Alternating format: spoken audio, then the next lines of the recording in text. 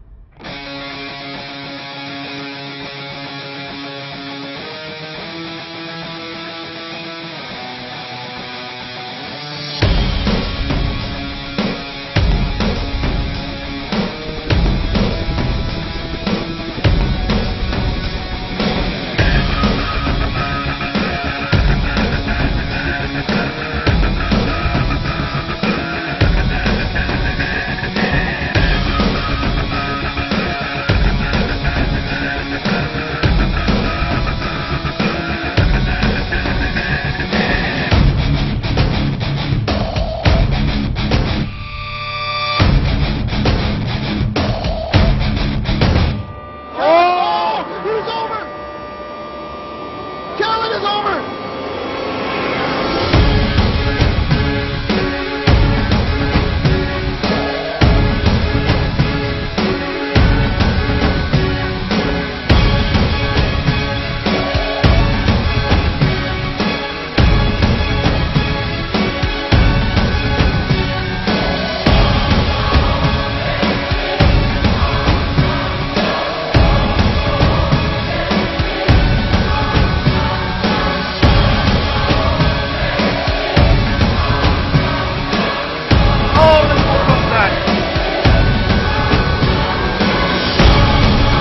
Oh, this far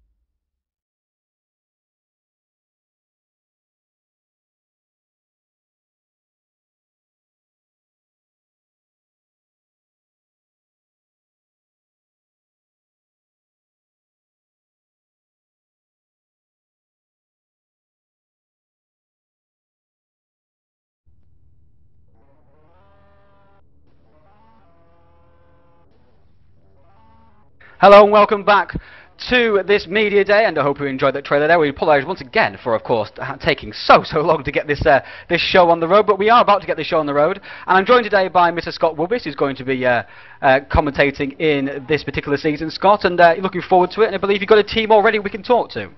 I do. Thank you very much, Ryan, and hello everybody. It's fantastic to be part of this wonderful series. It's probably one of the most anticipated series since last year's virtual V8 Supercars, and as we said, we do have a team out there and ready and waiting to talk to us. It is Core Racing, and we've got three representatives with us in the booth whilst they drive around. We have Darren Adams, Mike Petzold and Luca Petlar. So, gentlemen, welcome. Evening. Good evening. Let's just have a quick chat then about Core Racing, then we'll give you a rundown of their 6 drivers and then the order in which they finished pre-qualifying. So Simon Shepherd, who is not with us in this media day today, he finished 13th. Chris Hack was 18th. Heinz Petzold, who is with us, finished 20th. Darren Adams, who is with us, finished 28th. Robert Powell was 29th, and Luca Petlar, who was also with us, finished 32nd. He just managed to scrape into the Division 1. Now, of course, you can see them on track here in their resplendent livery. You see them just out there having a look. They're obviously with the Core sponsorship on there. So let's have a quick chat then about the team then, and hey, comparing last season to this season. Last season, your two teams managed to finish, I think it was 4th and 6th in the team standings. So you had a pretty strong season in 2012. Going into that 2013, and the new series, of course, has been backed by Tom Onslow-Cole and Team Hard. What are your realistic expectations for this season? Are you hoping that possibly one of your drivers can get up there and try and challenge for the title? Well, absolutely, yeah. Last season we had Chris Hack was the star of our teams, and he certainly made a few of the bigger names worried in quite a few of those races and picked up some podiums, which we weren't expecting at all in our first season. So we were really pleased with his performances, and the rest of us tried to back him up as best we could, and gradually got better as the season went on and got used to Touring Pro Series and what it's all about. And of course, building on from last season and going, as I say, into 2013, how have the preparations gone? Has it just been exactly the same as you prepared for 2012, or has there been kind of added pressure with what's at stake with the prizes on offer? The pressure isn't coming from the prizes so much as now it's our second season, so we've got to expect a little bit more out of ourselves, and that adds a little bit more pressure. And we're also entering not only the single series but another Touring Pro Series V8 series, so extra work to do for that at the same time, so it's going to be a tough, long season. Hopefully you guys can definitely pull it off. Let's have a quick chat to Heinz Petzold. And Heinz, you came 11th in the championship last year with 96 points, so you were just outside the top 10. Hopefully, I'm presuming this season, of course, your aim is going to be to crack the top 10 in the point standings. Hopefully, yes. Last season was quite interesting, an eye-opener for me. I had a lot of bad luck in a few of the races. My season didn't start out too spectacularly.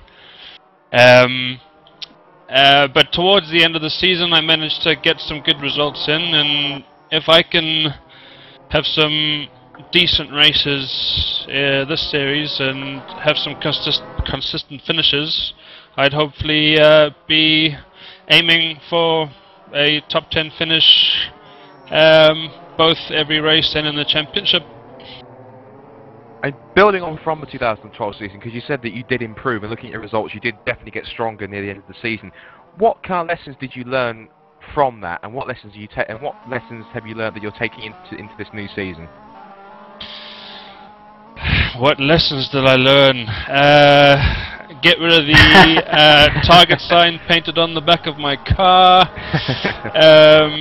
No, but in all fairness, just how to stay concentrated every single lap, every single corner, making sure you know who's behind you, who's in front of you, and just trying to make some clean passes, move up the grid, and it's all a matter of perseverance, really. That's what I learned from last season. Excellent stuff. And moving on to the other guy out on track there, Luca Peklarz. Luca, of course, this is I believe your first season in the Clios. You just managed to scrape into Division 1. You must have been pretty happy about that, managing to get into the top tier for the first round at least.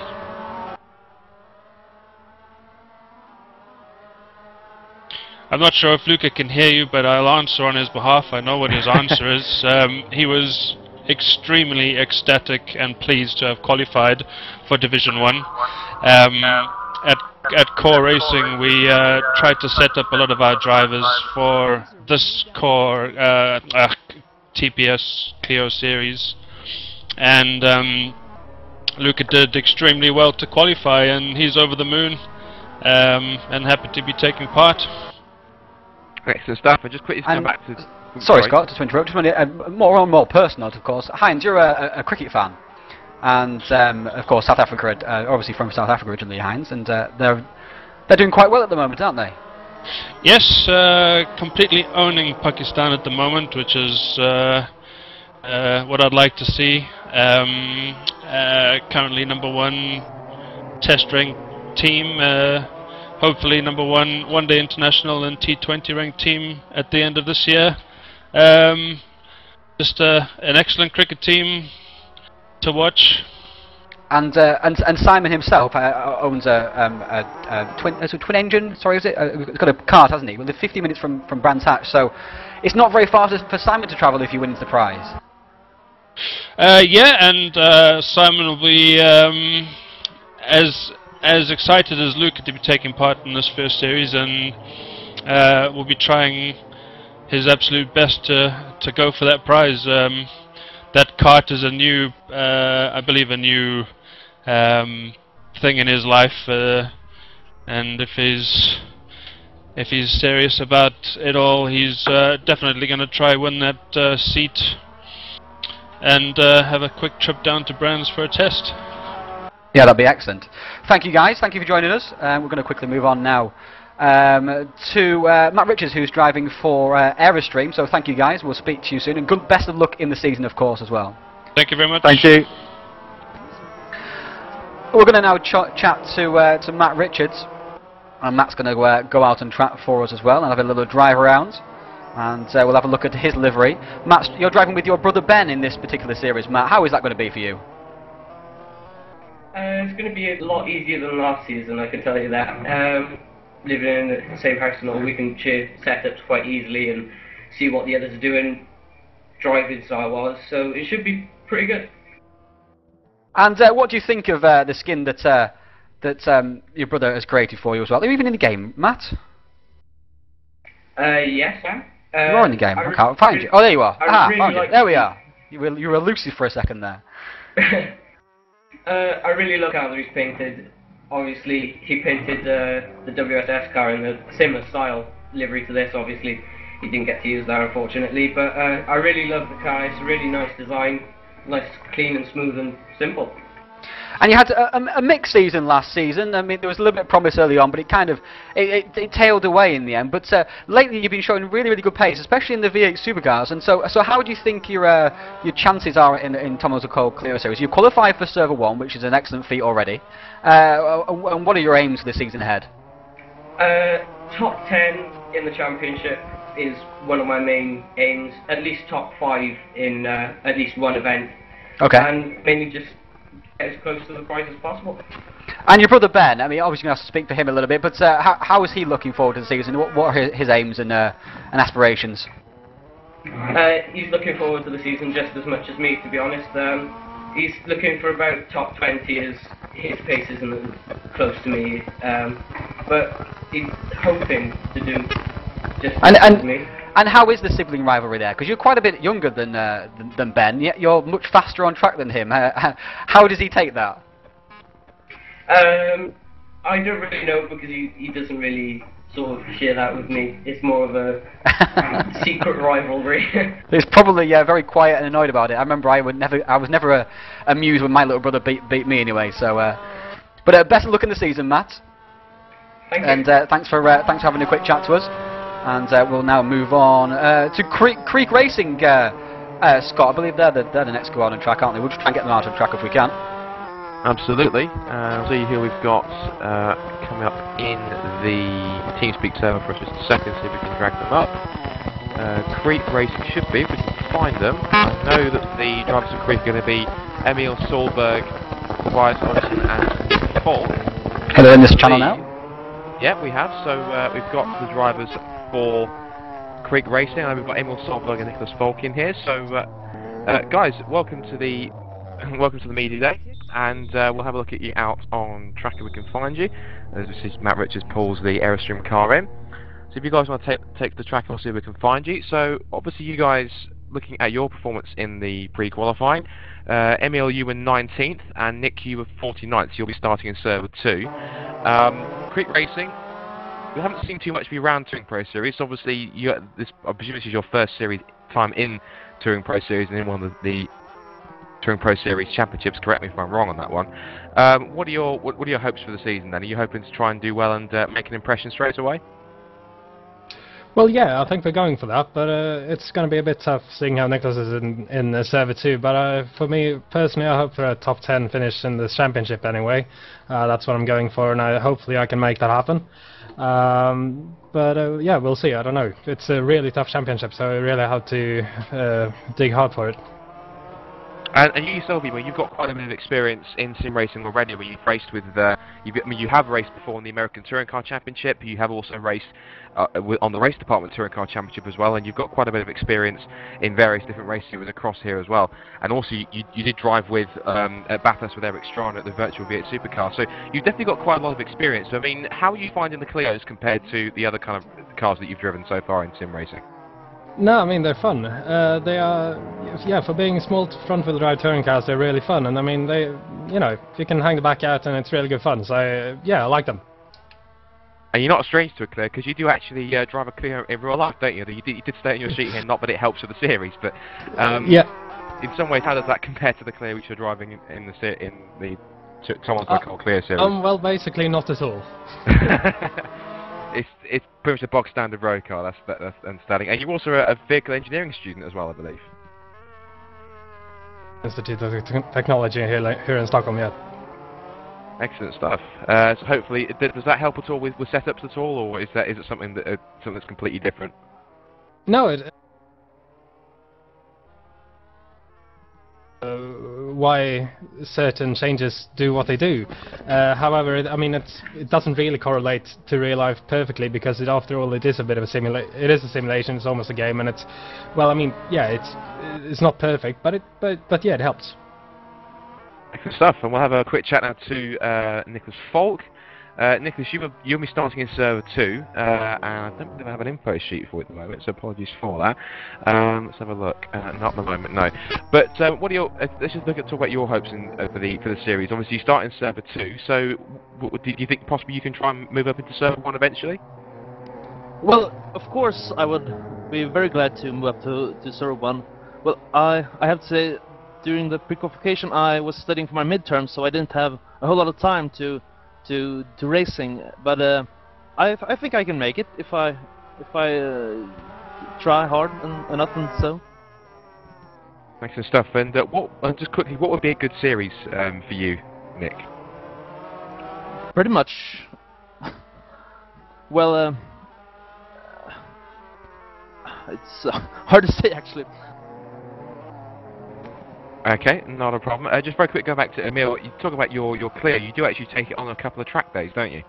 Yeah, I do. Yeah, it's a ordinary Clio Sport thing. Yeah. So I mean, no, it's a good car, and it's quite similar to this, but it's not really similar at all.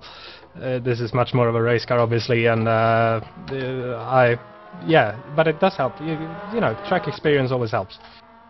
Have you had any hairy moments at all in the Clio, or are you kind of quite a safe track driver? No, not a safe driver at all. Not too many moments though either, except for no. I mean, it's fairly alright. It's survived so far. It's Kimi Räikkönen in disguise, Scott. Excellent stuff. Well, I think we've got quite a few of those. There's always room for one more, isn't there? So it's excellent stuff, and great to see the cars out on track. Your cars looking quite resplendent in their red and white livery. So thank you very much for that, Emil and Nicholas, and best of luck for the season ahead. Well, thank you. Thank you.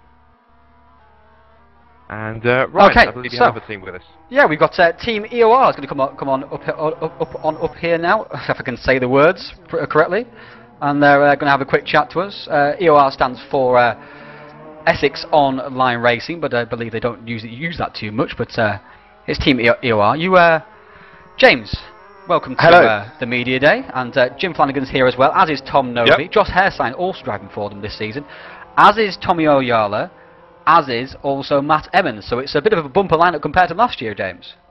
It is. Last year it was literally just me and Tom, and we did plan to have a couple of others racing as well, but they pulled out at the last minute. But this year we've got, obviously, me, Tom, Jim and Josh, who are both great drivers in their own right, but never actually raced TPS before. And then two new guys to Team UR who are racing as guests. Obviously Matt and Tommy, who have experience at TPS but never actually raced with us. So it's going to be interesting to see how we will get on. And as a team, you were obviously you were a bit quiet for a year or so. Is that correct? And then you came and did Clio's last season with us, and you've done quite a few other leagues since then as well. And I mean, how's that been helping the team? Is that extra experience really counted? Sorry, say it again. I missed you there. As you were quiet for about a year or so, and then kind of rebooted as a team almost. Obviously joined the Clio's last season for season 3. And also you've been racing at Race to Play as well. I mean, has that helped the team with the experience of driving together and sharing setups, that sort of thing? Yes, definitely. So we only last night we actually won a championship at the competitor Race to Play, and it was I mean, none of us were kind of competing for the championship, but as a team we gel really well, and like you say, we share setups, and we seem to be able to just kind of be consistent as a team, which I think is why we got the team championship there.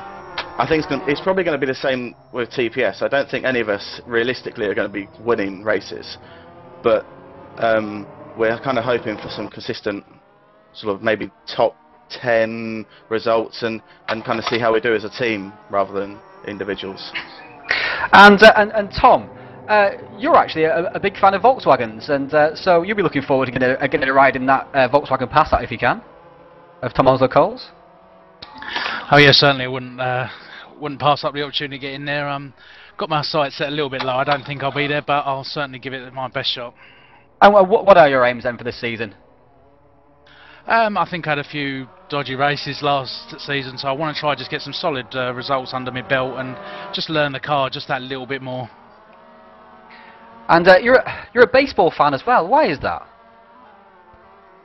Numerous visits, visiting friends out in America. You go see a lot of games. Infected. Yes, very infectious. And we've got Jim in here as well. Is Jim able to chat? I wasn't able to chat to him earlier. Yeah. Oh, you're there as well. Jim, what are your aims this season? Obviously, you're in Server 2. In fact, your entire team's in Server 2, which is unusual because you're all really good drivers. And I expected you to at least a couple of you be in Server 1. Actually, I'm sure you guys expected it as well. But Jim, yourself are in Server 2. I mean, how quickly do you think you can get into that Server 1? Hopefully very quickly, but it's really, really hard with the pre-qualifying. So I'm basically just going to try and do my best this season. And what would be a great result for you into Division 1 after 3 rounds, after 1 round, after 9 rounds? After 3 rounds in Division 1 would be pretty good, actually. After 3 rounds. So that's pretty much it. Well, we got to talk about really, guys. That's a good look for the season. I think you're the best so far for this formation driving. It's very good. Absolutely. I like it. Yeah, we get. I think that's a 7 out of 10. We've already had a couple of 5 so far. But only a 7. Just not enough of taking. You need to do some pirouettes and some somersaults. Maybe 2.5 turns with Pike. That'll get you a 10. I will leave that during the races. During the races, so there you go. That's another reason to tune in to the Tom Onslow-Cole Clio Series. 2.5 tons of Pike from James Gahagan. So thank you guys. Good luck for the rest of the season. Thanks a lot. And we're looking forward to you also. And hopefully you get those lovely looking cars into Division 1 as quickly as possible, and so we can see you live. Certainly hope so. Yeah. Thank you guys. So, we're going to now speak to Andy van der Velde, Scott. He's driving for AD Racing.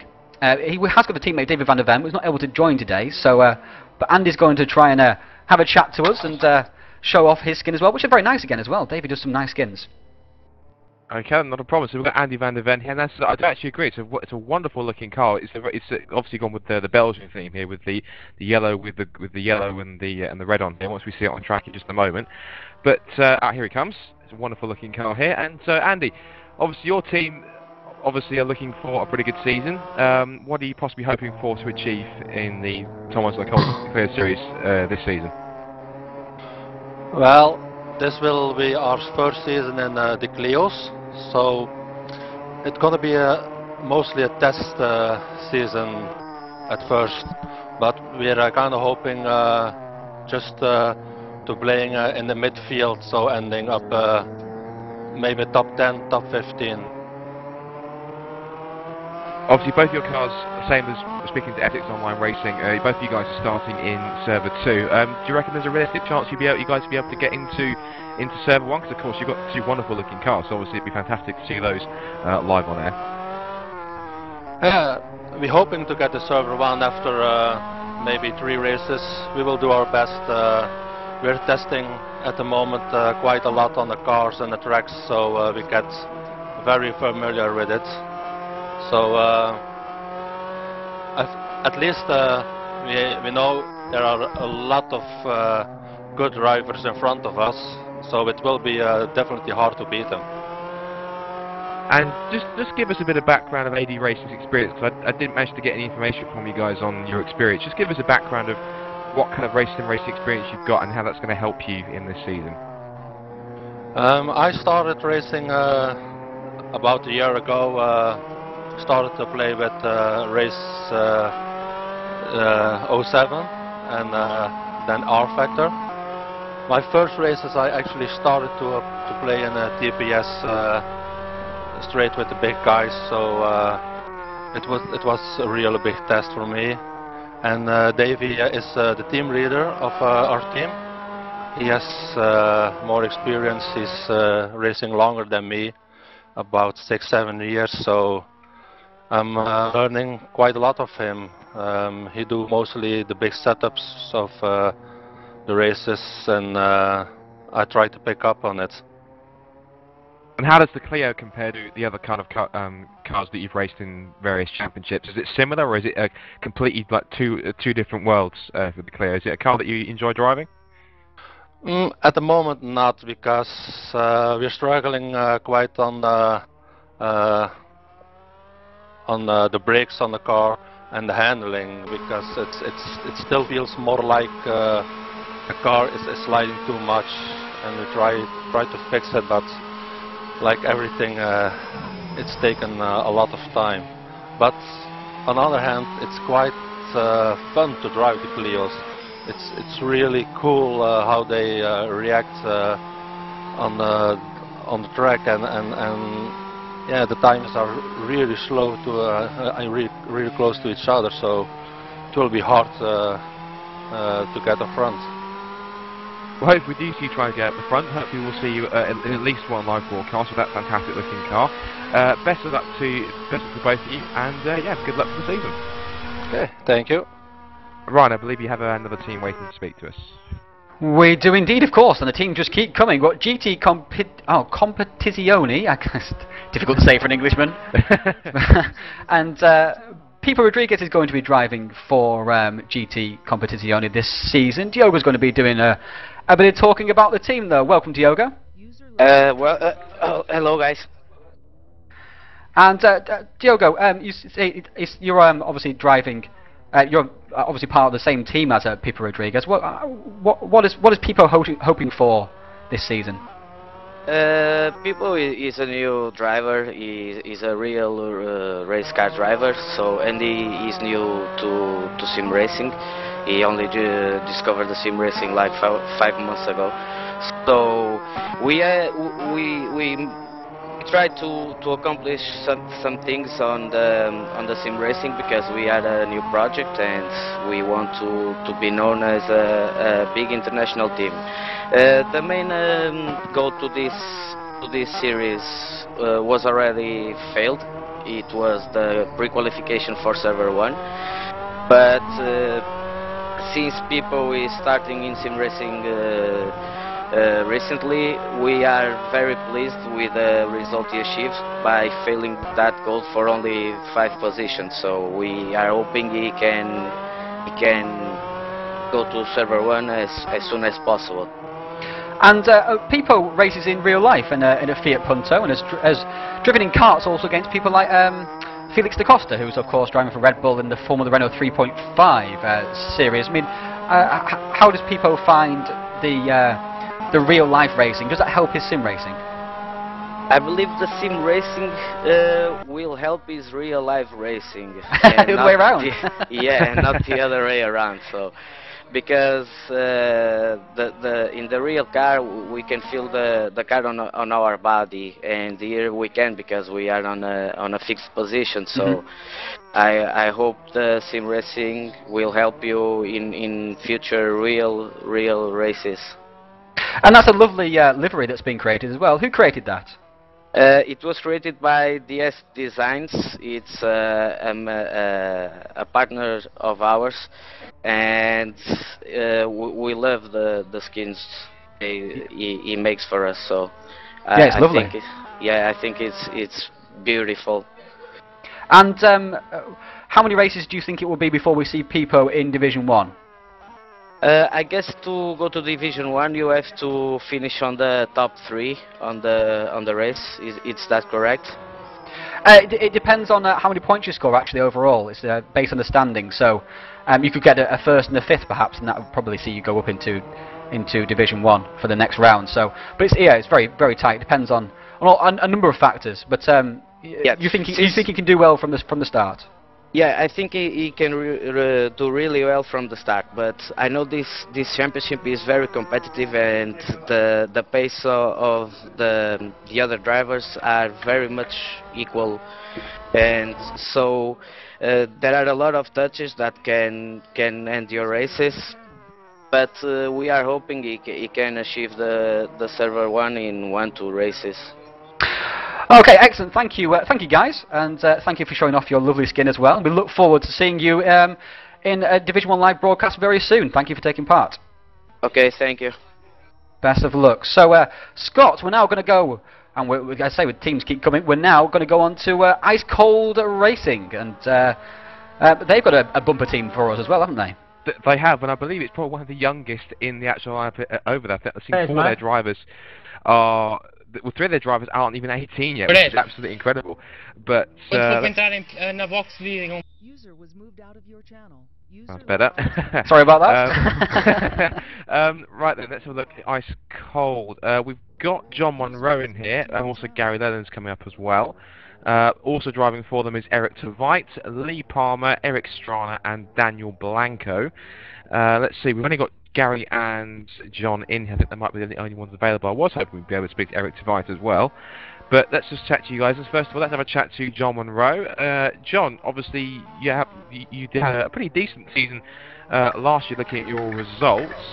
John, you were actually 4th in the championship, and you had a pretty good time scoring some regular podiums and decent points finishes. So are you looking to try and capitalise that and maybe try and push into the top 3 in the championship, possibly?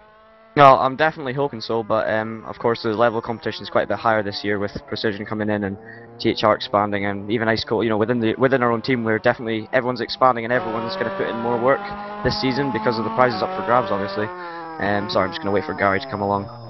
But a top 3 in the championship would be, incredible for me. But I mean, it's going to be very difficult to do. But of course, all of us at ICR are going to try our best to do it.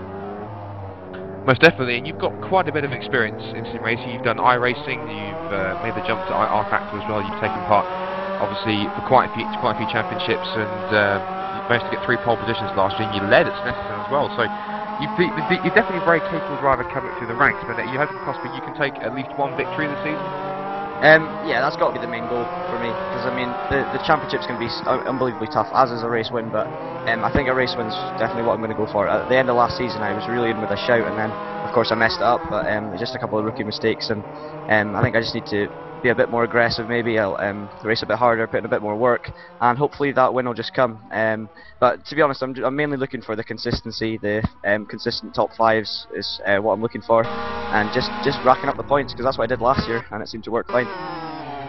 Most definitely, and we were talking about this earlier as well before the broadcast, is that so you're actually going to be taking part in some real life racing next year. I think you'll be doing a bit of hill climbing with your dad, aren't you? Oh yeah, hoping to do so.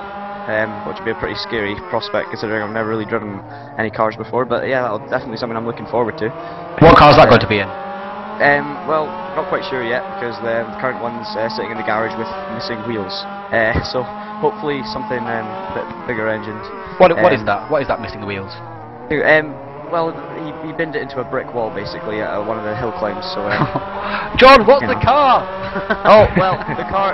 You probably won't have heard of it. It's an OMS, an Owen Motorsport, 2000M. So it's built by him. We've got our first crash. We've got our first crash of the media day. Gary Lennon is into the wall as well. So Ice Cold Racing are the first failed team of the season. Yeah. There we go. Well, I mean, it was going to be Eric driving and not me, so Eric's obviously had some connection problems, so we're just going to blame Eric for it. Blame Eric for it. And Eric's painted these skins, and what do you think of them?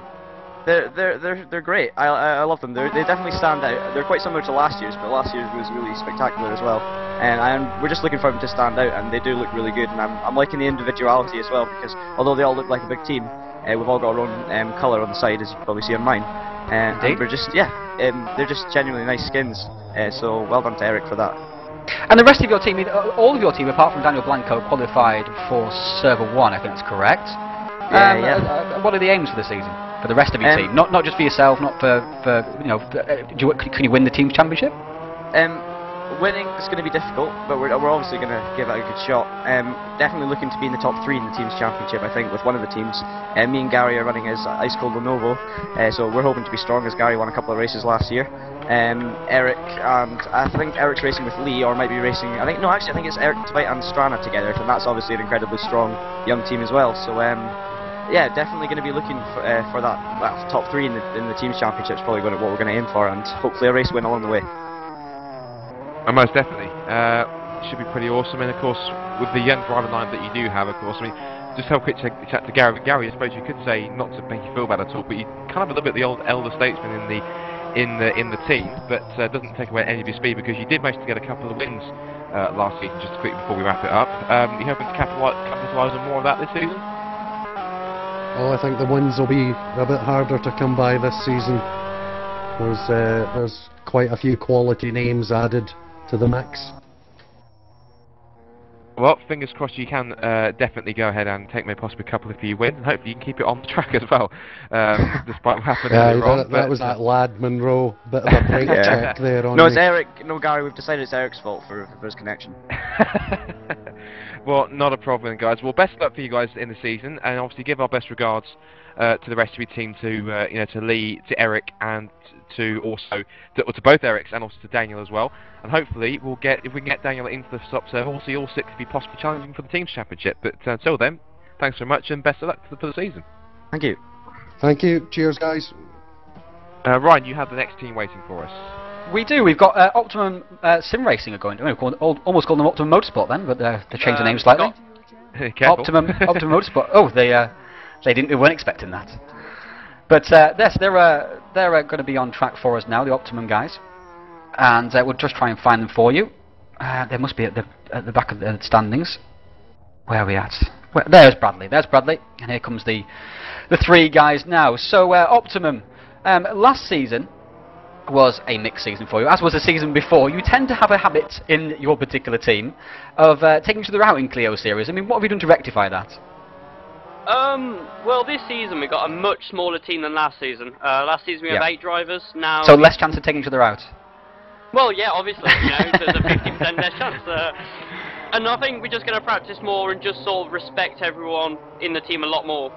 I think as long as we can just be careful around each other, then everything should be fine. Maybe even maybe even a few team orders at times, especially if one driver is much faster than another. Oh look, and there we go, just practicing the team killing. So you've got red, blue, and it's orange this season, is it? If I remember correctly. Just red and blue this season. Just red and blue. Oh, there's only 4, of course. Oh, and Mr. Server there almost went around. Ocklething Thievin. Scott has been usually been of the drivers you got this season.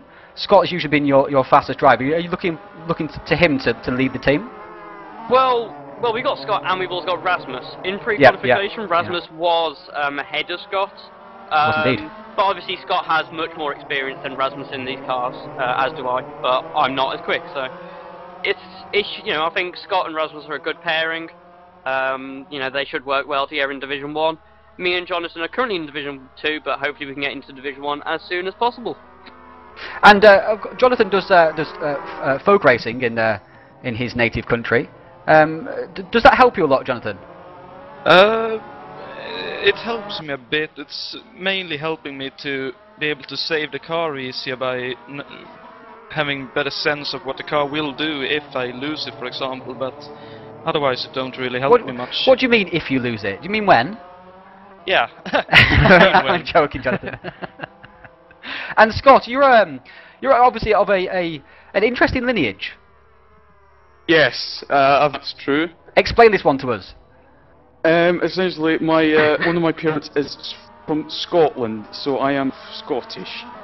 You're half Scottish. Norwegian. And half Norwegian. And which side of the family is Norwegian? My father's side is Norwegian. I see. And what was that like growing up? You can obviously speak both languages quite fluently now, then. I do. My English is actually a little bit better than Norwegian, but with more words in English, it tends to be better. Obviously, your English accent is very Scottish, if that makes sense. why is that? I mean, usually you pick up an accent from the people you're around. Obviously, your father is your mother is Scottish, but usually it happens that that drivers that you tend to talk the accent of the country rather than your family. Did you spend a lot of time in Scotland? No, I have grown up in Norway all my life. Oh, it's just that's that it's come unusual. off from mother, really. Oh, I just see. got used to the accent, and then I've just copied her, really, what happened. And of course, you and Sarlo are teamed up for this season. You both look pretty quick. Do you reckon you can get a good team's finish? Do you think you can take a podium, perhaps? Podium, no, we are not that good. I think we could get a couple of top fives. Of course, Rasmus has a couple of wins in the TPS before. I have to be a bit realistic. We aren't the fastest this year. But Rasmus does have a couple of wins, of course, in the TPS. I think it's only got the one, really. Oh, one, yeah, exactly. It's just one, isn't it? It's at Salzburg Ring in WTM yes, season 3. I remember that very well.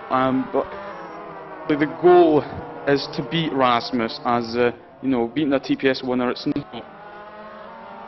not every day you get to do that.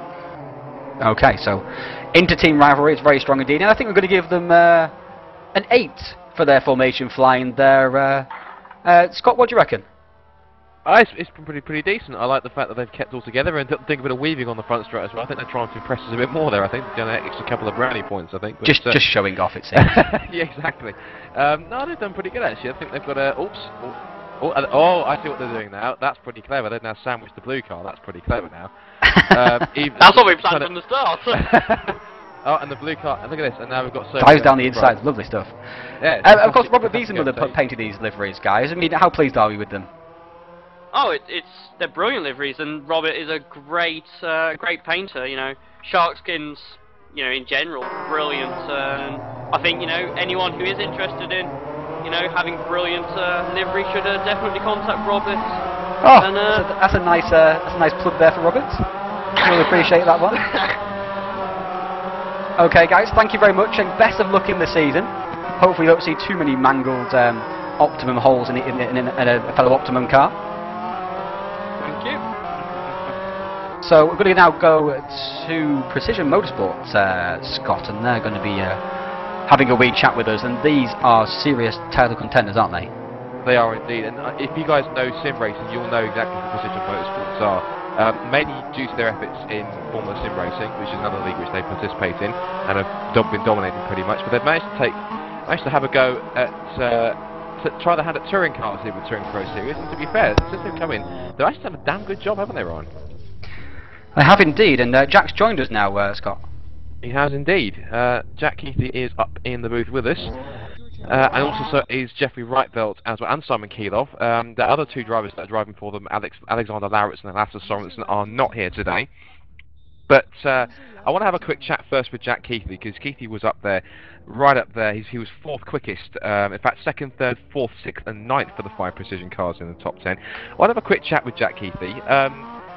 Jack, your racing successes have been pretty good actually. You won the Formula Series, the FSR World Series. You won the American Touring Car Championship. You also won the World Supertech Series. My first question is there anything that you haven't won yet? Because you seem to be quite the man on form at the moment. In recent times, I guess there's some things I haven't tried which I haven't won at, such as Indy cars or monster trucks. No, but I've been told by some people, like I'm not the sort of person who's all flashing, like where I can drive this and that. I just drive everything as best I can, and if my best does seem to be sort of winning pace, then fair enough, but I'm not sort of a cocky guy. I just get into a car and drive it as fast as I can, You do seem to have quite a knack that it doesn't matter what it is that you go ahead and drive. You seem to be pretty quick instantly. So is that a trait that you've always had when it comes to sim racing? Do you find that you can pretty much go from a single seater to a touring car and be able just to adapt very quickly? Well, I've only noticed this really in like the last 2 years, 2-3 years, when I've done like a couple of leagues at the same time. Like I've been doing FSR at the same time as well as touring cars and maybe NASCAR I've even done. I have had very good success in all of them. So Yeah, I didn't notice at the start, of course, because when I started, I was only doing one league, which was Porsches at the time. But now, as I've been doing multiple leagues the last like 3 years, yeah, I have somehow seemed to have this knack of just being at the front. I don't know how, but you know, it's how I am, I guess. And Simon, we'll have a quick chat to Simon. Simon, obviously you have been around a little while. You've been racing mainly in the American Touring Car Championship, but also apart from that, you also do drive karts professionally as well, don't you? Yeah, I do. In some class in Denmark and also a bit around the world. Excellent stuff. And how does did you find sim racing helps you out with your karting, or is it vice versa? How do you feel that one plays against the other? Yeah, a lot. For example, in the winter breaks we got from karting, it's very useful to drive sim racing. Most definitely. And we're also going to have a quick chat to, because I forgot who we've got in this box. We've got Jeffrey Rietveld as well. Jeffrey, you've actually only just recently joined Precision Motorsports. You were racing with, I think, it was GT Omega before. But what motivated you to join Precision across this team at this point? Well, I've been with them in 2011 when I won the World Series Championship at FSR.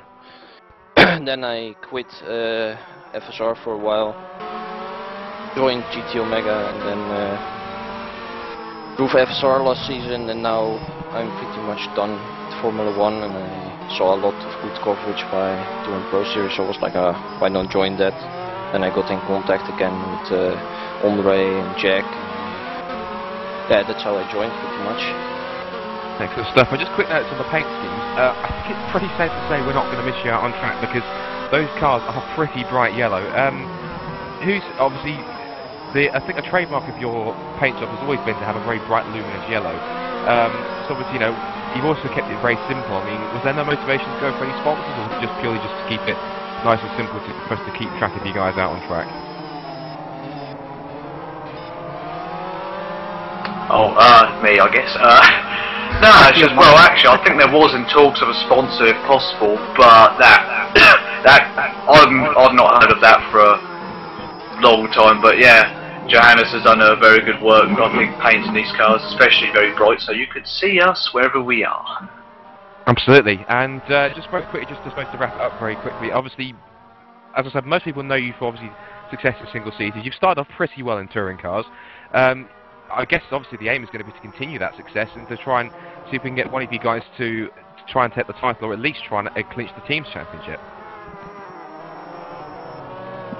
Well, I could see all that being possible because in this team everyone is exceptionally fast. You know, I'm very proud to be with a fast group of guys. It's just all about the whole season, keeping up motivation, you know, when things may be down, and just overall just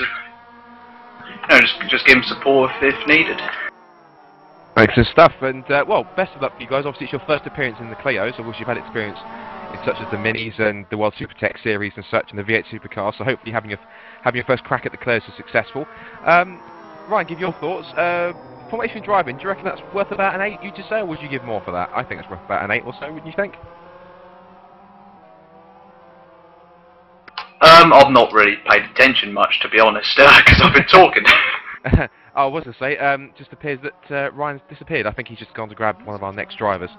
Ryan, I was just about to say before you disappeared off, points for formation driving, I was going to give Precision about an 8. What do you think about their precision driving?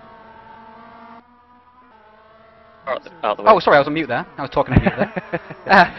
But it was good, it was close, but they disappeared at one point, so I'm going to have to deduct them a couple of points of that. It's down to a 6. Oh. Down to a 6, so we've still got, who was it? It was Optimum Motorsports, I think, is still leading the way in the old formation flying. Well, Jeffrey's just done a fastest second set, so does that help the bonus points? It does not help at all, no, that's just showing off. Wow. There we go. But yeah, excellent stuff, guys, and best of luck. And I believe you have the next team queued up as Precision head back to the pits. We do, yes, and we've got Ethan Bass, and hopefully Ethan Bass can get out and track for us. He's actually stuck at the moment, so unfortunately we're going to have to just look at the pretty track for now. Ethan, you run in a single car team this season with SimSpeed Racing. It's supposed to be 2, but I'm not entirely sure Simon. Oh yes, of course. Simon is supposed to be working. Yeah, supposed to be driving, is indeed. But obviously you're going to be by yourself mainly. I mean, how is that going to affect you in the season? Are you going to be find yourself outnumbered, or difficulty creating setups, that sort of thing? I'm probably going to be outnumbered. I'm never going to have any backup. That's the problem. I'm actually not. I'm not too worried about not having backup, because in my first ever league I didn't have backup, and you'll know about that. Yeah, absolutely. And but Ethan in our leagues has become famous for blaming many of his woes on the dodgy brakes in the cars he drives, and the brakes in these are the brakes in these particular cars aren't particularly good, are they? I don't know why I don't know how that joke still carries on, because you still say it. No, I was complaining about the Camaro. The brakes were amazing in the Honda 80cc, and I had no problem with them. We're talking about the Clio here, Ethan. I've never raced this Clio, so. You've never raced the Clio. You've no comment to make about the brakes. No, the brakes are fine, actually. I think it's more me. I don't know these tracks, so I'll be very happy when we get to Knock Hill. Thank you. Very happy. Well, it's the final round of the season, and do you think you'll be in Division 1 by then, Ethan? I mean, you didn't pre-qualify as well as you hoped, but are you hoping to race a bit better than you pre-qualified? And how long do you think it'll be before you see you in Division 1? I would hope to be in Division 1 before Knock Hill, but it is always, I do always race better than I qualify. I don't know what it is. I can't hook up a quali lap. I don't think I've got the quite the actual feel to do a quali lap on amazing on a setup that's so dodgy to the point where it's fast, but it's only fast for one lap. I don't make qualifying setups very well. I make a setup that makes the car amazingly stable for the entire race distance. That's my aim whenever I make setups. So you qualified in 52nd for this series, which is 20th in Division 2. How many races are you aiming for to get into Division 1? I would hope, say, by round 4, I think, or at least for the fourth track. Or 2 possibly, I would hope so, if the results are stable. And like I said, this is my first ever Clio season, so I don't actually know what to expect. I've seen some of the broadcasts, which are... I'll leave it at that. Okay, Ethan, thank you for talking to us. We're going to go and now. Sorry, we couldn't see you out on track. Actually, that was a shame. I'm on track. You are on track. Well, I'm on track. We're on you at the moment. Where are you? I'm on the start finish straight. I'm flashing the lights. Well, there you are. But we can't actually. We can't get to you. Weirdly, we can't get to you. So we're going to have to leave it at that, unfortunately. But we did see you come down the track there. Just let me try and find you with the end cameras if we can. I would think it'd be a bit of a shame if this car wasn't seen by people. It's very it's very strange. Is he there? There he is. Way, we found him. Apologies for that, guys. We found Ethan back on track right now, flashing the lights, and it is a very nice livery as well. Simon's created these. He always creates very nice liveries, doesn't he? Yep. Simon Gardner's a great skinner. He's also a manager of the team. I mean, what are his aims this season as well? He's just on a reserve list at the moment, but is he hoping to move into Division 1 as quickly as you? I think he's more just a case of he would rather just enjoy the racing because of his work. He doesn't actually get much time to do racing. Okay. And I've signed up to Clio's mainly to help him out, so if he does actually get to race, the pair of us can actually race together. Because of his work, he works usually weekends and on like the end of the week, so a midday week league is perfect for him. Excellent stuff. Okay, Ethan, thank you for joining us. We're going to go and talk now to the next team, which is Kevin Enderman, who's driving for Team Down Under, Scott. We'll drag him into the broadcast booth here, and here he is. Absolutely. Kevin Enderman, of course. Hi, Kevin. For Team Down Under. Hi, how's it going? Let's see, I don't believe I have a sheet for you on this one, but no worries, we'll go through on that one. Here comes Kevin onto the track then. So Kevin, let's just have a talk about obviously your hopes for the Clio season. Obviously, looking in terms of your experience, I mean, have you driven anything like the Clios before, or are you mainly due to you're more experienced in more powerful cars? Give us a talk through of your experience in sim racing briefly. Well, the Clios are my first real run in the front wheel drive car. before that I always raced rear-wheel drive, but I thought with the prices up, I thought I better give it a shot. Absolutely. And how does the Clio compare to, in terms of drive? Is it a car that's enjoyable for you to drive, or do you prefer the kind of the other cars that you've driven? Are you more of a fan of rear-wheel drive? Yeah, I prefer rear-wheel drive a lot more, but I think that comes with experience a bit. Like, I normally like to roll the car in, but you gotta like get on the throttle straight after braking. And the Clio's on is kind of odd for me still, so I'm still trying to get used to it. Now yourself and Simon Travers, of course, you'll be starting off in Division 2. I mean, realistically, how many races do you think it'll be before you're able to possibly challenge to get into Division 1, do you reckon? I hope for the end of the season, but it's all about having fun, and you can have it in Division 2. So I'm gonna miss around anyway later on in the season, so I'm not too sure if I'm actually gonna end up in Division 1. But I think Steve is pretty good in these cars, so he may get in it like mid-season. And sorry, Scott. And Kevin, you've got an unusual accent also as well, just like Scott's Seriesk has. You sound very South African, but actually you're German with lots of Australian built in. Yeah, that's true. Like, I've been to Australia twice, and that's how I got to the team name, Team Down Under. Yep, yep. Inspired by Australia. So yeah, and yeah, always trying to have some Australian logos on it, as you can see on the car. So. Yep. And of course, Andy Johns has painted these cars for you. Are you happy with the job he's done? I'm very happy. Like, and he does a great job. You know, I kind of trust him in anything at the moment what he does with the cars. Yeah. Like the V8 supercars look amazing too. So. Excellent stuff. Thank you for having a quick chat to us, Kevin, and we'll hopefully we'll see you in Division 1 pretty soon. And best of luck for the season. Yeah, thanks guys. Appreciate it.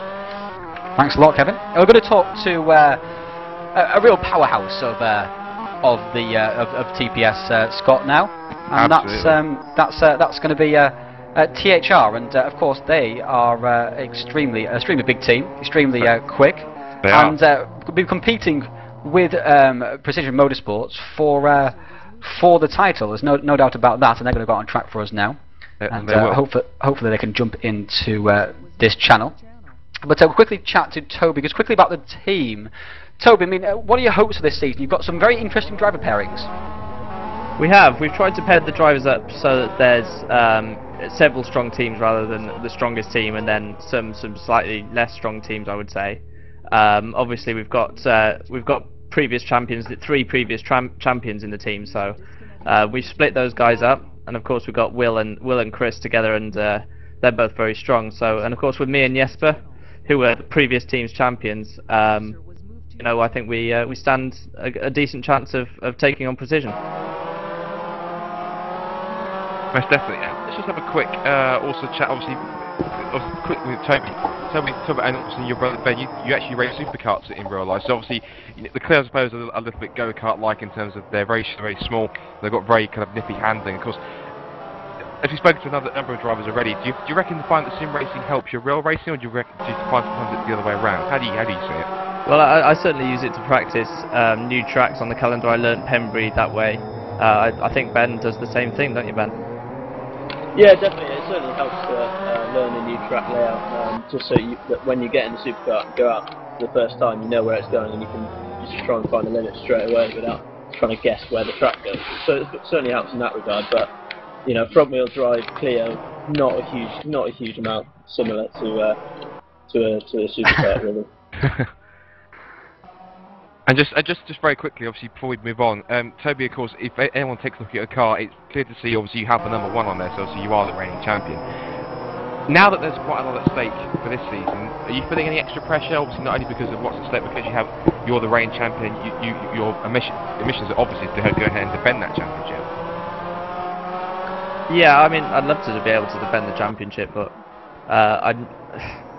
it's going to be a more difficult this season than it was last season. We've got some very strong drivers in the championship, even within THR as well. I mean, the return of Adam, you know, being a previous champion, we've got Tom Ely back again, who's hopefully going to do a full season with us, and he's very quick. So it's going to be a challenge, but that definitely is my goal, to retain the championship, and we'll see where we can do what we can do in the teams championship as well.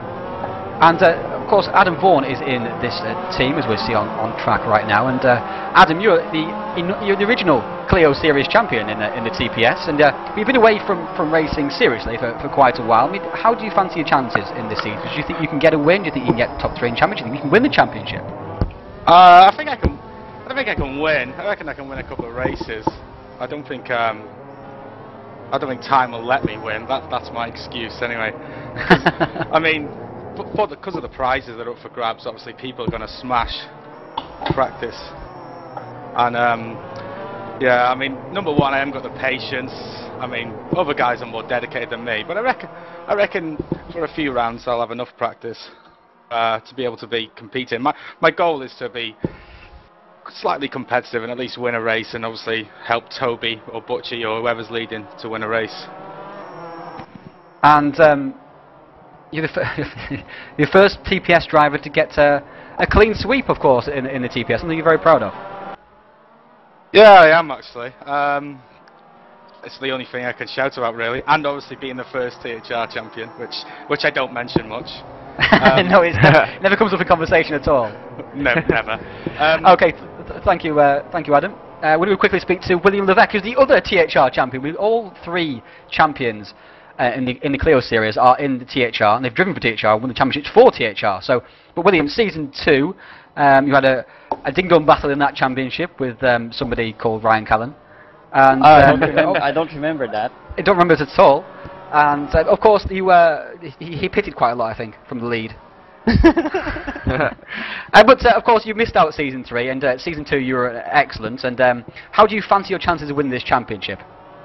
Well, it's going to be difficult. Like it's been said, the field is a lot stronger this year, especially because of the Tom Onslow-Cole and Team Hard support. And I think I've got a shot, but I'll need to get back to actually get used to driving these cars. It's been a while, so we'll see how it turns out. What's the strongest attribute you think you have driving a Clio? What's the strongest quality you have that will set you apart? Well, it might possibly be tires, but I don't know. I've heard that it's less extreme than in season 2 for some reasons, so we'll see.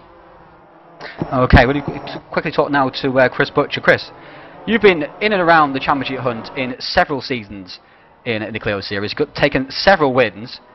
How do you fancy your chances this season?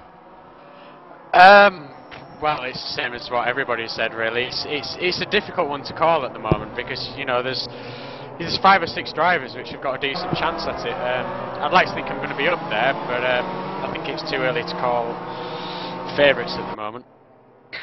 And of course, you are the Red Bull Gridsters champion. I mean, how was that experience for you? It was a great experience, and you know, thank you to Red Bull for putting that on. And it was great to be able to. The one thing with sim racing is that you know, you do it all from the comfort of your own home, and it was different. Actually, being there with your competitors. What was that pressure like? It was weird because obviously with TPS you've got the issue of the broadcast, and there's quite a lot of people watching that. And there was probably more people watching that than Gridsters, in fairness, but you've actually got people's eyes on you there, and you know that if you mess up, I know it's real people watching a broadcast, but it's a bit different to somebody actually being there, stood in front of you. Yeah. But just to fill in for those guys who what was Red Bull Gridsters? Last season, Red Bull Gridsters hold a championship where they took several sim races and put them on several games. And Chris was the winner of all of that in the UK, and won a trip to Yas Marina courtesy of Red Bull as well. So well done to Chris for that, of course, and we're proud to have you in the TPS because of that also. We'll all now to speak to Robert Wiesenmuller. Yeah. Roberts, number 13, THR Green. This is your second season in the Clios after competing in season 2, but it's fair to say you developed as a driver quite a lot since then. Yeah, I had quite a few great seasons in WSS and in the minis, and yeah, no, I'm happy to be back in the Clios, and I hope I can do a good job there. And of course, you've painted quite a few of these cars out on the track. Which are your favourites? It's hard to say. I think my favorite car is actually one that I did not paint, and it's your car. Mr. Strauss painted that one. He'll be pleased with that. That's really good. And you've not obviously been sim racing for very long. And I mean, how difficult have you found that as somebody who's not had a huge amount of experience in terms of years at least?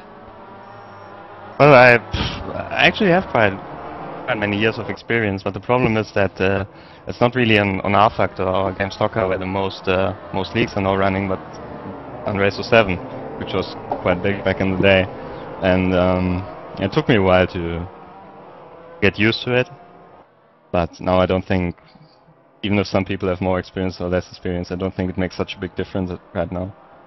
And how do you think you'll go in the pack racing that is the Clio Euro Series? The Clio Euro Series, we called that for several seasons, Ryan.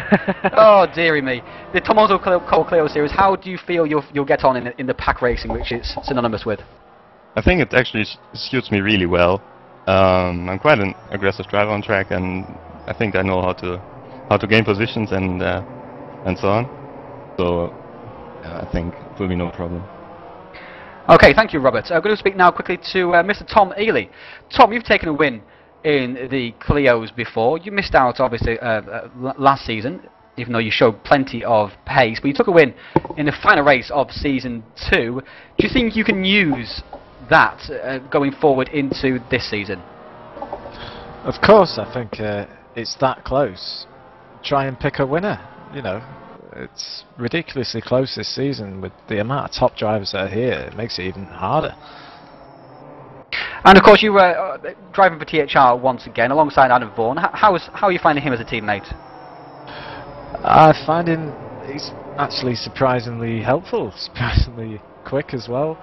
He's a champion. He knows how to win. I think it'd be a nice partnership. Do you think you can win the team championship together? I have no idea at this point. We don't know how competitive the teams are, but yeah, I'd say it was on the cards. Okay, thank you, thank you, Tom. We're going to speak to another Tom now. That's Tom Ash, Marzewski, driving for THR Blue also. And Tom, these are probably of all the TPS series, this is probably your strongest series to be in. How do you fancy your chances this season? Well, yeah, I've been competing in all previous seasons of Clio, so yeah. It's one of my favorite series. And about my chances, well, maybe I'm not as fast as some of the guys, but I got the experience from previous seasons, and I hope it will help me a lot throughout this one. And okay, Tom, sorry, I didn't mean to cut you off there. You qualified in position 25, so well inside the 32. Do you think you can get a couple of top 5s this season?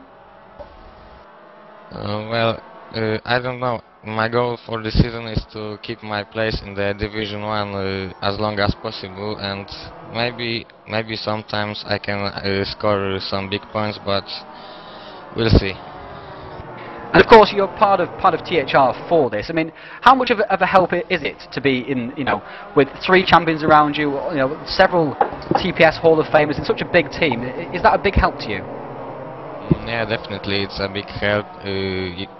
I'm getting help with setups. I'm getting tips about driving lines, braking points, about everything, and tips from champions and from great guys in the THR are really helpful, and it helps a lot, really. Okay, thank you guys. Thank you THR for joining us. The other drivers, we didn't soundtrack Ben Davis, but he did have a quick chat to us, and the drivers they have is also Jesper Tolborg, and of course there is JRG also as well. In fact, 9 of the 10 drivers qualified in Division 1, so we'll see plenty of these cars throughout the season, and thank you for joining us and talking to us, and best of luck in the season for all of you. Thanks very much. Thank you very much. Good formation driving as well. It was very good. We're going to go with, what do you reckon, another 8? Another 8? I think not so. enough weaving that one. They're pretty spread out initially, but I think they did a very good job of closing up, and also quite good at switching out whoever was talking up to the lead of the pack. So I reckon, I think 8.5. I think they did a pretty good job in the second end of the display there. I think. Okay, so we're going to speak to the 6th Axis next, Scott. And this team is Cameron Brewster, Matthew Williams, Philippe Morby, Philippe as he likes to be called, Philippe Morby, and Thomas Jacobs as well. And they're a brand new team to TPS, aren't they, Scott? They are. They're not too experienced with TPS. He said they're brand new, so we're going to bring them in here. We can have a look. We've got Cameron Brewster who just joined us here, and Matt Williams. And here comes Philippe Morby, just waiting for Thomas Jacobs as well. Here he comes. So, gentlemen, if you want to make your way out on track, which you are doing just now, at the end of the pit lane, and let's have a quick chat then first to Matthew Williams. And Matthew, of course, you guys have a brand new team here for TPS for the Tom Onslow-Cole Clio Series. Obviously, starting out as effective rookies in terms of the team. What are your hopes for your first season in competition in TPS? Sorry, say that again? You almost said again that people would leave the channel. Yeah, sorry, Scott. That's fine. Not a problem. Just obviously, you guys are a brand new team. Obviously, you're effectively the one of the rookie teams in TPS. What would realistically be a good first season for you guys? What are your expectations? Well, probably best to talk to Matt first, as he was fastest, I believe. Yeah, good evening. So yeah, we're obviously all new here to TouringProSeries. We've been watching the broadcast for a while. I think that's what really got us into, applying for this. We were all, roughly speaking, rookies in this. So, I mean, my personal aim is just to get some really good experience. Clio's a real challenge to drive. They skip around, in my experience. Not too much sim racing proper in the past. I've been mainly playing racing games and such on console, where it's, I guess, a little less involved. But no, just gain some experience, get some good pack racing experience in there, and have some fun at the end of the day. I think that's what I'm aiming for.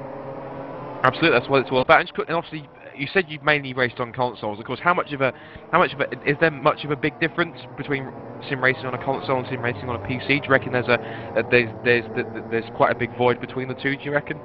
Yeah, there is. I mean, the level of simulation, like you don't see oil temperature, brake temperatures, that kind of stuff.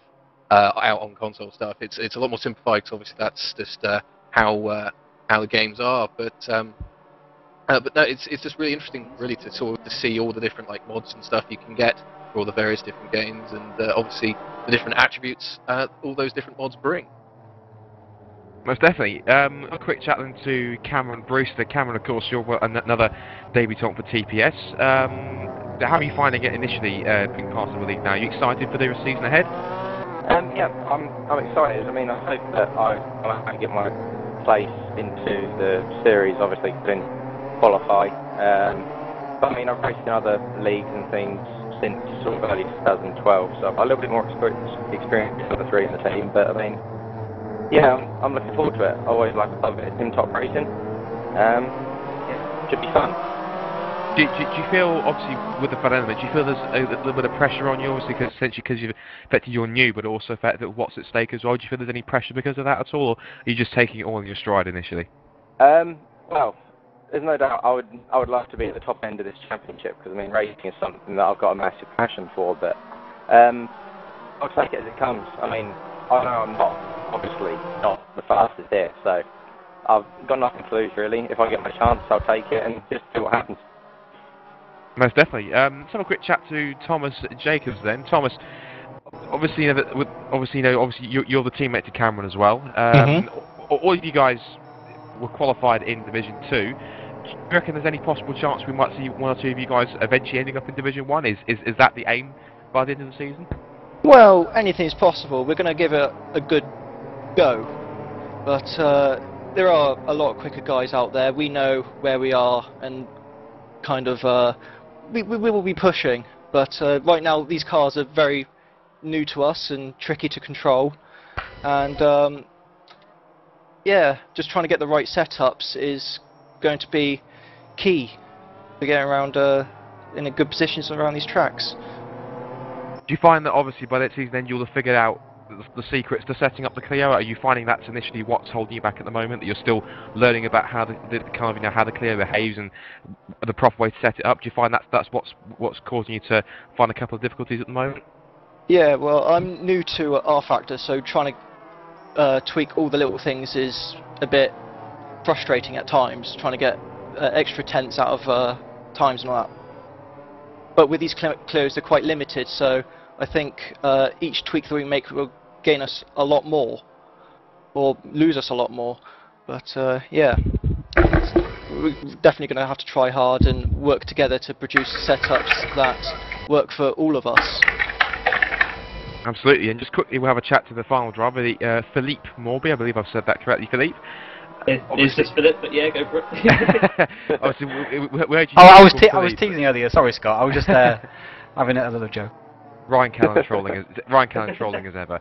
Anyway, Philip, obviously, I said obviously effectively, you know, as you said, all four of you guys are rookies, and of course, you know, you've in TouringProSeries, of course. I'd imagine, obviously, coming into this series, of course, just the fact that you've pre-qualified, obviously you must be extremely excited about the opportunity you guys have to be in a series that's got so much at stake here. Oh yeah, definitely. I mean, we were, like I said, we were right at the tail end, but to get in has kind of been a kind of achievement in itself. And as I think, as the guy said earlier, I mean, getting into D1 would be for us a great achievement. And now we're just kind of finding our way with, like I said, the car, enjoying it, and yeah, we'll just kind of see where it goes from there. And just also quickly, last point before we touch, just to wrap it up quickly. Obviously, you guys, obviously, this is your first series of TouringProSeries, as we've already touched on. Are there any other plans to enter in any other series in the future? Possibly, might we see somewhere like Minis, possibly, or maybe Virtual Beat Supercars World Supertech? Is it just start with the Clios and build up, or are you looking to possibly specialise in one championship? Do you reckon? I think for us, especially like I said, I mean, for me, this is the first time with rFactor. This is even the first time with even using gears. As silly as that sounds, I've always been an automatic, so that's a new to me. Series-wise, I don't think we've really got a target as where we want to go. I think it's just kind of see what new challenges are on the horizon and kind of pick and see what we're good at and go from there.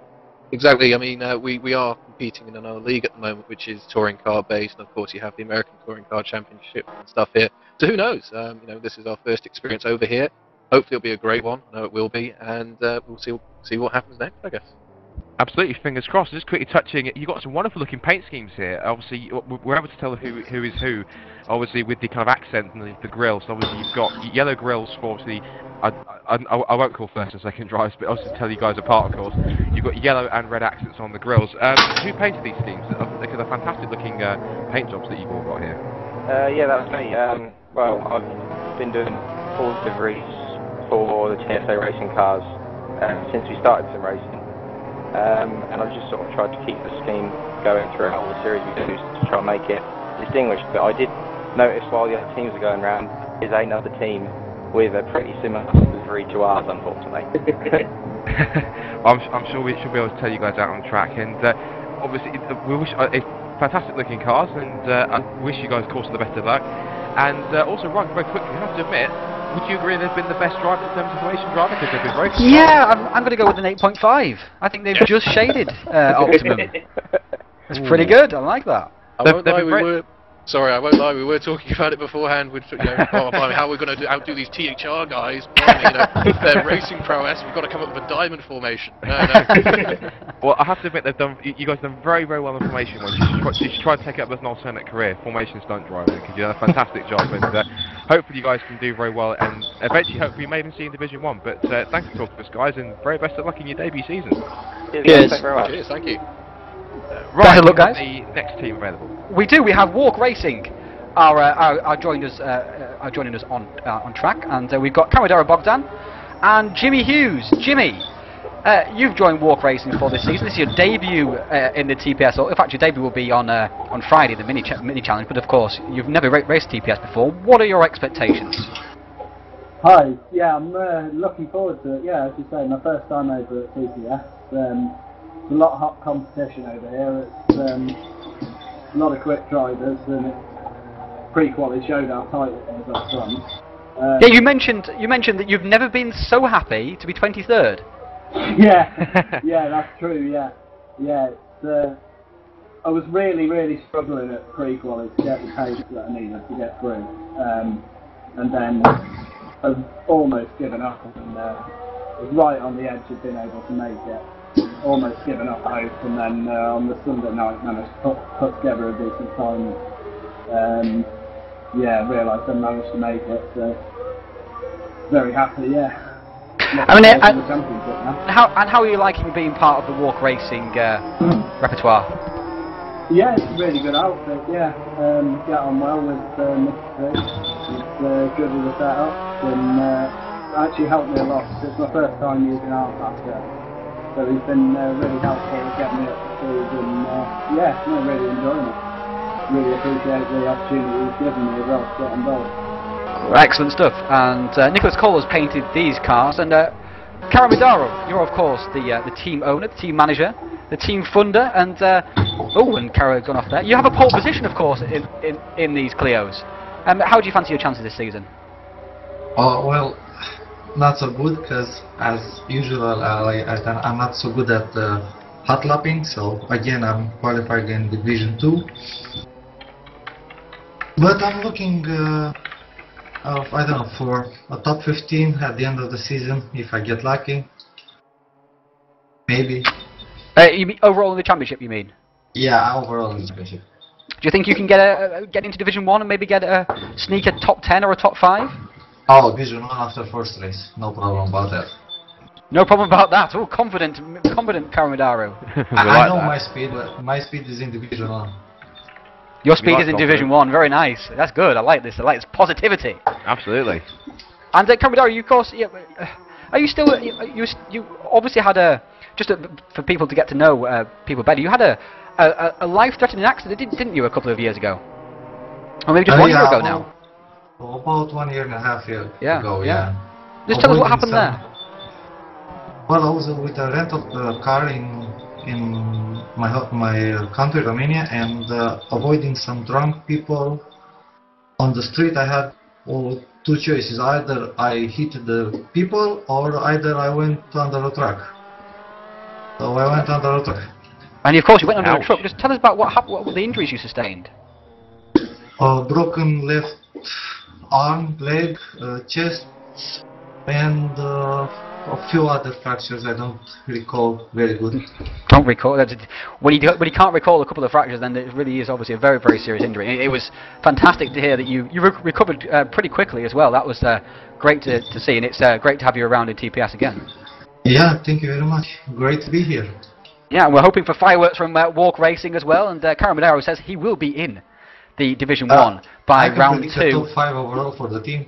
Top 5 overall to the team, that's what you're hoping for, excellent stuff. So, Callan says he will be in Division 2 by this track, which is round 2, so look out for that. Thank you, and good luck to you guys in the season. We're going to speak now to Łukasz Demolin, Scott, who's driving for Demolin Boys Motorsports along with his cousin Tomasz. Absolutely, if we can bring him in here, and I'll bring up his information sheet, because we've got to have all these that are filled in before the season starts. So if we can find that, I'll have a chat with him. But we've got Lucas in here. Oh yes, we have. Lucas, if you want to turn your microphone on, if you want to have a chat. So Lucas, obviously you're taking part. That's okay, not a problem.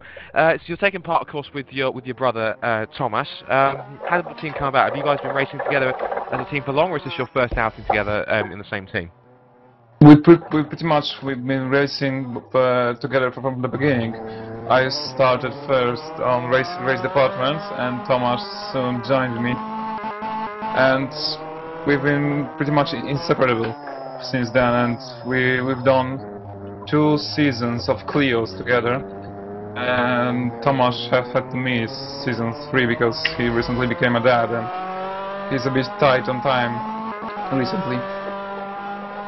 Absolutely, and of course, is there much rivalry out on track between yourself and Tomasz, or do you find do you acknowledge that there's one faster brother? Do you see that, or is there much dispute about that at all?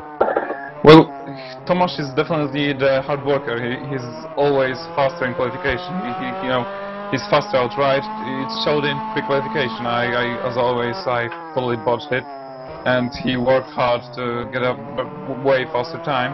but on the track he's way more of a gentleman than me, and I wrestle around, I use my elbows, and I always make it a goal to pass him on the track. So one of you's kind of like the Jensen Button style, very smooth and very consistent, very considerate. Another one's kind of Lewis Hamilton, very aggressive, kind of overtake at all costs, kind of style. Was that how you probably compare? Just without the speed of Lewis Hamilton for me, because I just I lost the drive some time ago, and I just can't get up to speed. When I started, I had a pace in season 1. I was pretty quick. I almost brushed a podium in first season of chess back then, and now I struggle to keep up with the guys in front. So even making all the races and racing clean in them will be a good improvement for me. Of course, you both start in Division 2. Of course, I think Lukasz is one of the reserve drivers. I hope we can see him on track at some point. No, that's yourself, of course, Lukasz. But Thomas, do you reckon he's got the potential to put, or do you reckon you can see yourselves moving into Division 1 at all? Do you reckon there's a chance for you guys to do that at all? Well, if no one wrestles him out, I think he is able to make it. I think he has the top 10 Div 2 speed in him, and pretty much almost the entire top 10 is advancing to Division 1 after the race 1, if I counted it correctly. And I think he's got a fair chance of making it into Div 1 if the time allows him, because there's always a risk that something will happen and he won't be able to make it to all the rounds, but fingers crossed for him. Absolutely. He deserves it.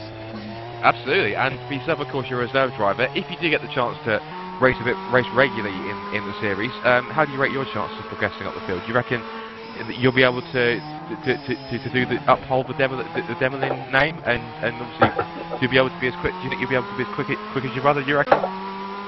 Well, I will surely do my best, and I need to work harder, because I'm always under practice. I always start in a race after doing only a few laps, and then I complain about my pace and complain that I was faster in race 2 than I was in qualification, stuff like that. So I will try to keep up with Tomasz, that's for sure. I need to work on my clean lines, because Clios won't cooperate with me, because they understeer much and they don't respond well to throwing them hard into a corner and giving them lots of throttle, and I tend to have a lead foot with those, so need to work on that. Well, it'd be great to see, and obviously just a quick apology, I've called you and Tomasz brothers, obviously we're meant to be cousins, of course. I do apologise on that one. Ryan's just quickly correcting me on that. Apologies for that. Yeah, but I refer to him as my brother always, very often too, so... Oh, okay, that's not a problem. Well, excellent stuff. Well, best of luck to you guys. You've got two pretty decent looking cars as well for paint jobs. So obviously you've got the grey, and I think Tomasz has got the black as well. So you two guys have very decent looking. Yeah, black and white one. Absolutely, you guys got some very good looking cars. Best of luck to you both, and hopefully we'll see you hopefully on a broadcast very soon. Thanks a lot. Now then, we're going to move on because you've got one more driver to interview, and you might recognise the name because he's been the man in the presenting this media day for me. Ryan Callan, Team GamePod. Time for me to, one presenter to interview another, I guess. I'm getting grilled here. If you like. I'll try and be delicate as possible. Now then, obviously, first of all, last season, there was a point where you kind of, you weren't quite fond of the driving standards, and you kind of, used the term, you did kind of rage quit a little bit, but you did come back and you did manage to put in some fairly strong performances. You're hoping this time you can capitalise on that and try and get a bit higher up, because I mean, in the pre-qualifying, you weren't up near the front. That's not to knock your skills at all. Obviously, were you surprised at how far down you were at all? Not necessarily surprised. I mean, I didn't put enough preparation into prior to the pre-qualification. I didn't drive for about 2 weeks before I got to pre-qualification, so I was pretty cold coming in. And then I was really quite ill actually that weekend, so it was a bit of a panic getting in, and I managed to get in 7 minutes before the deadline. So thankfully I managed just to sneak in there. Excellent stuff. And looking at the obviously how you're lining up compared to last season where you finished. If I can bring it up here so I can have a look. Last season, of course, I said we put in some pretty decent performances. There was quite an infamous moment for you last season at the final round at Knockhill where you unfortunately put your Clio onto its roof, didn't you? So obviously you're hoping not to do that too much this season. No, I mean I took 4 wins in the end last season, which was was a pretty decent return. I think it was 4 anyway. Yes, it was 4 wins in the end. 1 at Lionborough, 1 at Knockhill, 1 at Old Ring, and 1 somewhere else. I can't remember exactly where it was, but that was encouraging. Once I came back, I still had the pace and I was still winning races. Unfortunately, one of those other races on the weekend more often I would have a difficulty or crash or whatever. So that was and it was obviously summed up by Knockhill, where I took the dominant race, 1 win, and then fought back through the field, managed to get to 2nd place, and then promptly binned it over the curb at turn 1 and rolled it. So hopefully, I'm looking for a more consistent season, and I haven't last season I didn't consciously go for broke. It just seemed like I was going for broke. It's just one of those seasons, really. We finished 8th in the championship, of course, and then do you think the fact that you missed a couple of rounds hurt your charge for the championship? Do you reckon this time, if you're able to attend all races or to all 10 rounds, that you'll be able to, as you said, aim for that consistent season that you're looking for? Well, it helped the championship more, the fact that I was, having poor rounds, if that makes sense. The races, I'd win 1 race and then crash out the next one, so it's basically the same as getting a couple of 10th places, which is not going to be good enough. So that's the difficulty I had, and that's what really put the championship on the rocks anyway. Not really much to do with I missed 1 round at Poznan, I believe it was, after some iffy, and it was a rage quit, as it is often called, but it was I was pretty disillusioned, but I decided just to swallow my pride and jump back in and. I took the other race win was here, of course, this track, and of course I ran out, and it was summed up again because I was leading in the first race here. I took the race 2 win, and the first race I was leading and ran out of fuel on the final lap, and it was just one of those seasons, and hopefully this season I can mount a real challenge for the title and mix it with Precision and THR as a single car team, as I always am, in this lovely skin that Florian Strauss has created. Absolutely. By the way.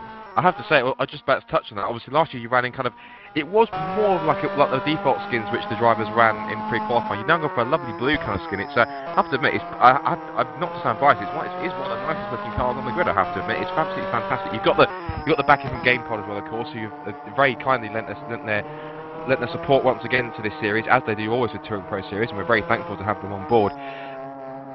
I guess really, as we're supposed to host, we can wrap it up and go and suppose what we can talk about a bit more about the championship. I guess really what's at stake, and obviously the prizes, and obviously where we're going to be heading. So, I mean, in terms of the prize, I mean, as we've already said, it's pretty much the biggest independent prize in independent sim racing history, I guess, with what's at stake. I think we can be very thankful that we've got both, Tom Onslow-Cole and Team Harder been able to come on board and offer this kind of opportunity, wouldn't you say? Yeah, the prize is, for the championship winner, you get a test drive in the Volkswagen Racing Cup car at Brands Hatch, along with tuition from Tom Onslow-Cole himself as well. And you also get a ride with Tom Onslow-Cole in his yet to be raced, but a brand new NGTC Volkswagen Passat that Team Harder racing this season. That's going to be, it's an excellent prize. But of course, only one person win the championship. You think, there's 60 other drivers. What can we do for those guys? And these other 60 drivers can also, just by participating, go into a draw to win a special edition GamePod racing rig. You go into a draw to win tickets also as well, to hospitality tickets, so you can spend the weekend at the BTCC with Team Hard in their garage, watching from there and going on the grid and all that sort of thing. And there's loads of other prizes as well, other little prizes like merchandise and memorabilia that Tom Onslow-Cole's giving away as well. So that's an excellent stuff. And we've got a couple of guys in the channel right here, actually, Toby and Ben Davis, who took part in the Volkswagen Scholarship this year, which they were competing to win a fully funded ride in the Volkswagen Racing Cup for 2013. They missed out by the skin of their teeth, but let's going to talk quickly about what it's like to drive that car, Toby. Yeah, I mean, we obviously we got into the top 10 in the VW Cup Scholarship, and both myself and Ben did about 10 laps combined in the VW Cup car, and it's a little bit heavier than the Clios. It feels a bit heavier. There's a little bit more grip, and it's a very sort of flowing car to drive. But I mean, what I would say is that the the opportunities provided by Team Hard to drive that was a stunning opportunity, and of course they're providing that as a prize in this championship as well. And it's a very friendly atmosphere to be in the Team Hard sort of garage, and of course with Tom Onslow-Cole there as well. You couldn't ask for a better tuition, really. And how much of a thrill is it to drive these cars, Ben, and to be a part of, almost be a part of the team of like Team Hard? It was an amazing opportunity, to be honest, and getting to the stage where we got to drive the VW Cup car was amazing. I mean, when I first sort of heard about it, I was anticipating that the car might be a little bit of a disappointment, if that sounds a bit arrogant and spoiled compared to the supercar. But yeah, of course, because you guys both drive supercars. Yeah, I mean, but I actually found it amazingly rewarding to drive, and it sounded fantastic, and it had a surprising amount of grip, and not as much understeer as I was expecting. But it was certainly probably a bit, as Toby said, a bit more powerful in the gear. I mean, some of them I think are approaching 300 horsepower, which is a lot in a car. And although the sort of principles are the same, front wheel drive, so the principle you can transfer from sim racing to the car itself, but it's very different. You get all the sensations and senses that you'll experience when you're driving. But having Tom Onslow-Cole, who's one of the best touring car drivers we've Britain's seen for a while. I mean, he's just not quite had the opportunity to show us what he can do. But having him alongside you will no doubt be amazing.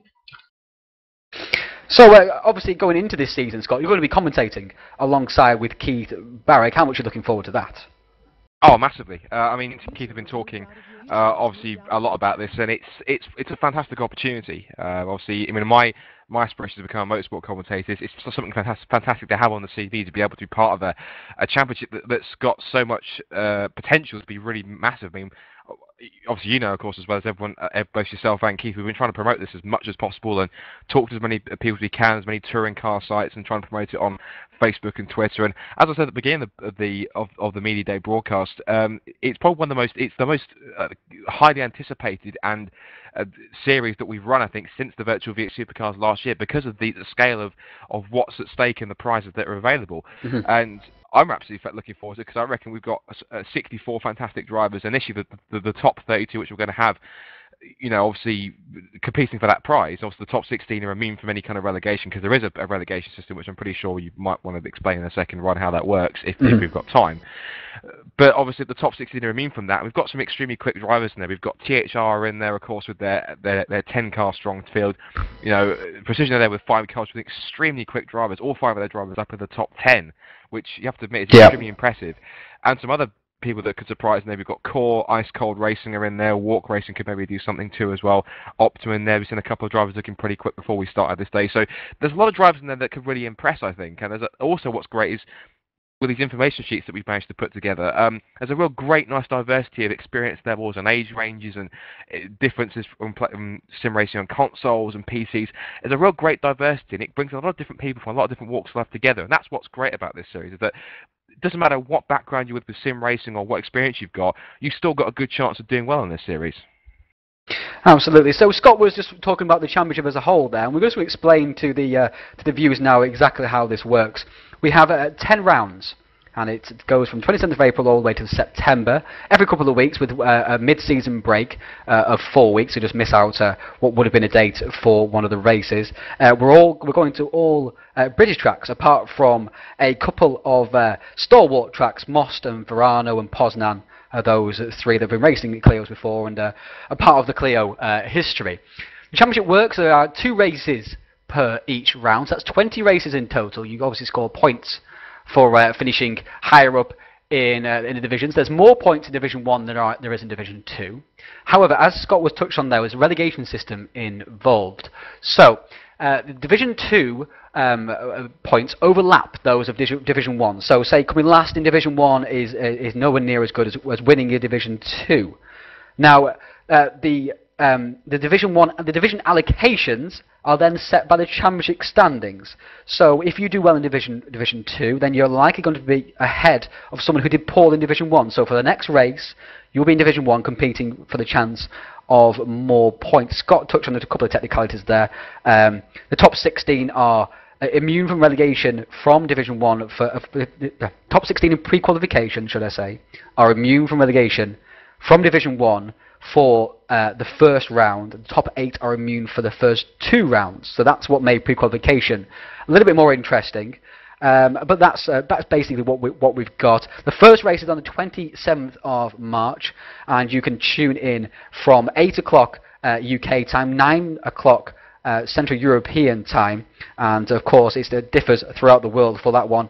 If you're on the east side of America, that's going to be 4 o'clock of that time, and it will stay the same time pretty much throughout the season for all these races. So even though GMT and daylight savings, all that sort of thing, is changed around, it stays the same local time. So it will be 8 o'clock UK time throughout the season, and it will be at 9 o'clock Central European time throughout the season. So as I say, Scott and Keith Barrick will be your host for that, and we're looking forward to it very much.